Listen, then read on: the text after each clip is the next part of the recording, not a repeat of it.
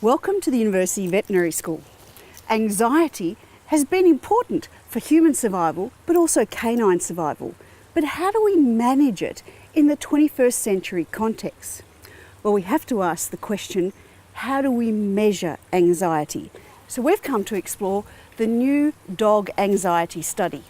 Anxiety hasn't always been a problem. Back when survival was a real issue and there were real threats that were coming at us every day, like hunter-gatherer people and dogs living in the wild, anxiety might have played a really good selective advantage to help keep those dogs alive, because that would mean that they'd be more alert and on guard and they'd be better able to defend themselves and caught less off guard. Now we're bringing them inside, we're using them as pets rather than guard dogs, and so anxiety in those dogs is a real issue. Rather than helping with survival, it is impairing them and causing behaviour problems like aggression and separation anxiety and other things like that. So what does anxiety in a dog actually look like?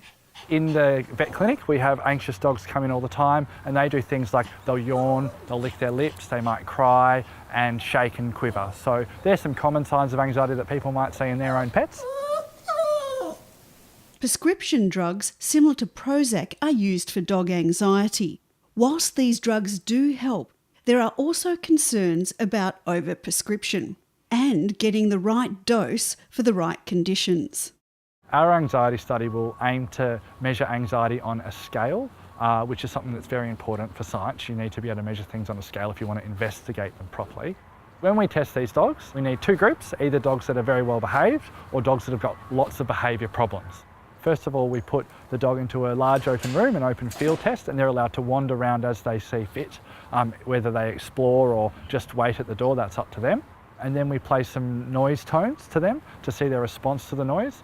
And then after that, there's another small 5-minute test where they're able to go in a separate room and can choose whether or not to walk on a strange, unfamiliar plastic floor or just a normal concrete floor that they would have encountered on the footpath many times.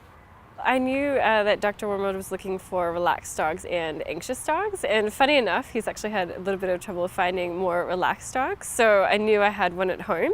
And so I thought Kona would be perfect for the study. It would help him and also, of course, help science and help us understand dog anxiety better. This trial will conclude in early 2015, and at the time of filming, Dr. Dennis was still looking for canine participants, especially calm ones.